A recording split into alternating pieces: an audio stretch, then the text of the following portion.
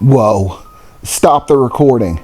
Rose shouted, as the recording froze for the time being. All of that stuff you were telling my dad. It's true, isn't it? That's your objective, your motive, your end goal. You're trying to stop these Endure, and they're really out there, aren't they? Rose said, giving a very stern expression to Jax. Yeah, kid, they're out there. They are most definitely out there. I don't believe it. That something like that could actually exist. Some never-ending army spreading out to conquer the universe, destroying everything? How do you even stop something like that? Rose shouted.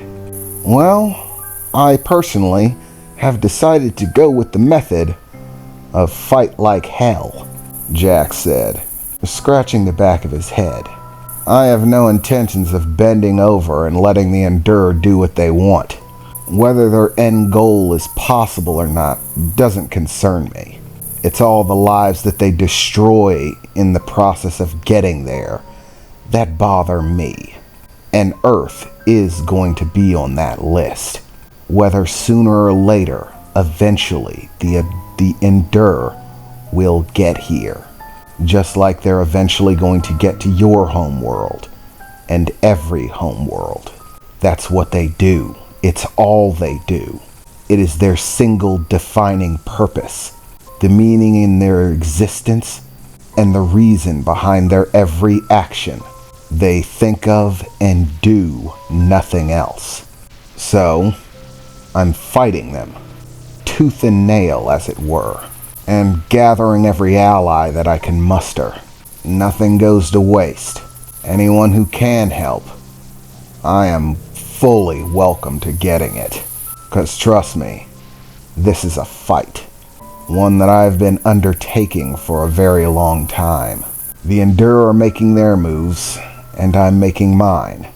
Yeah, Rose replied. But what kind of moves can you make against something like that?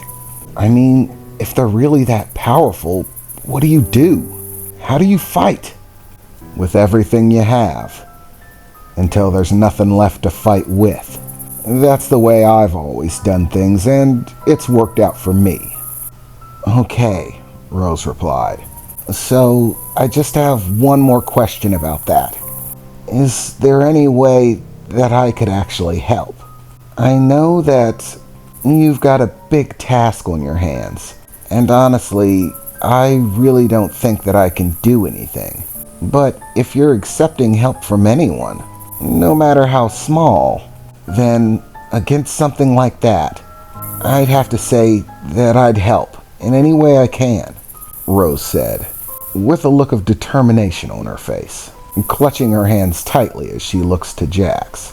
Rose, don't put yourself into things like that, her mother interjected, placing her hand on Rose's shoulder. He is involved in a war, a massive one, Rose.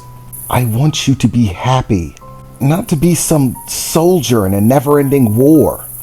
Even if these Endure are real, it doesn't mean that, well, we're going to suffer for it. It's entirely possible that we could live our entire lives and not see them. The universe is vast, with countless people and places in it. It is not our job to defend the entire universe. It is too big a task, and far too much so to put on your shoulders.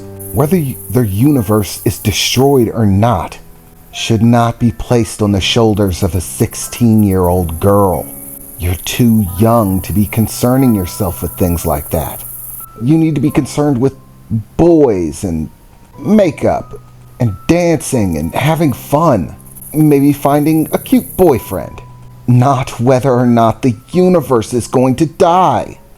I know, Rose. You're a sensitive girl. You hear about what these Endure are doing, and you want to help, to stop the pain and suffering of others. But you are only one girl. Don't try to carry that weight. It isn't your responsibility. I mean, I know, Mom, Rose replied, looking down a bit as she spoke to her mother. But if I can do something, then isn't it selfish to not? To just let everything be? I mean, people go through their entire lives and never really accomplish anything, including really helping anyone. Everything in the world, everything in the universe, when it stands all by itself, it just seems so small. And I know I'm small, Mom. I know I am. Everyone is. But that's the point. The point is that we're all small. All of us equally. And if no one ever decides to stand together, then no one ever beats something that seems too big to be beaten. That's why he's having so much trouble finding allies. Everyone's just concerned with themselves. It's why the Earth is in such a terrible state. Natural resources dwindling, the environment changing, pollution rampant. It's because everyone only ever thinks about themselves. They don't care what happens in 100 years, so long as they're comfortable in their own lifetime. They just say that their grandchildren can fend for themselves. So what about them, Mom? So what if we live happy, productive lives, go to dances, have fun? What does it all mean? What does it matter if I live a happy life? If when I turn 90 and I see my grandchildren running around, and suddenly an army invades the entire planet, destroys everything, including my grandchildren.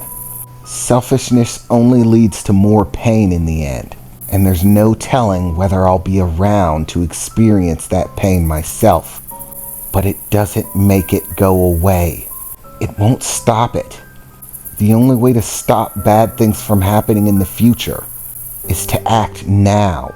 If you see a tornado coming, you duck in cover. Find shelter. Make yourself and those important to you safe.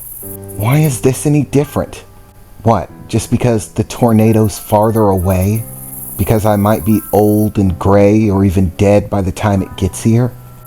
But it's still going to get here. That's going to happen whether I like it or not. So if I can do something, even if it's small, then I want to. You are such a stubborn girl, Rose's mother said, shaking her head somewhat. You get that from your father, you know. He always made me so angry. The most frustrating thing about him is that he was usually right. And it seems you've inherited that gift, she said, furling her eyebrows a bit as she looked at Rose. His annoying rightness. It's all yours now, Mary said, as she leaned in and gave her daughter a hug. Fine then, if you wish to help, and he wants your help with something, so long as it's reasonably safe for the time being, then you may do so. But you listen here, Mr. King of Atlantis, she said, looking over to Jax with a very angry expression. You will not be dragging my daughter into any war zones. No explosions, no death, no destruction. If you want her to help you plant some trees, or grow something, or something safe, fine, she can help you.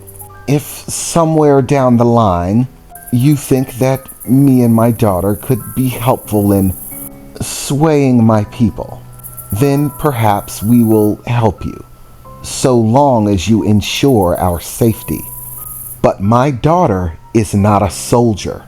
You're not going to be covering her in armor and sending her into battle. Do you hear me? She said sternly, pointing at Jax, waving her finger. Yeah, I hear you. I wasn't planning on dragging her to any war zones anytime soon. She's just a kid. I'm smart enough to know that that would be a bad idea. And as of yet, I don't have any plans for how you could help me. I just hope that somewhere along the way that you guys might be able to lend me a hand with something. But I'll of course keep it within reason. I'm not asking anybody to risk their life unless they're fully prepared to do it. I'll leave the fighting wars up to soldiers, not 16-year-olds. Okay, Mayri replied. As long as that's settled. I wanted to make sure that you weren't going to ask my daughter or me for anything absurd. Wouldn't dream of it, Mayri, Jax replied. Trust me, you leave all the absurdity up to me. Absurd is basically my middle name. You got that right, Emily added, giving Jax a small push. You are constantly doing something absurd. It's actually very tiring. If you weren't quite possibly the hardest man to kill in the freaking universe, it would probably be more concerning.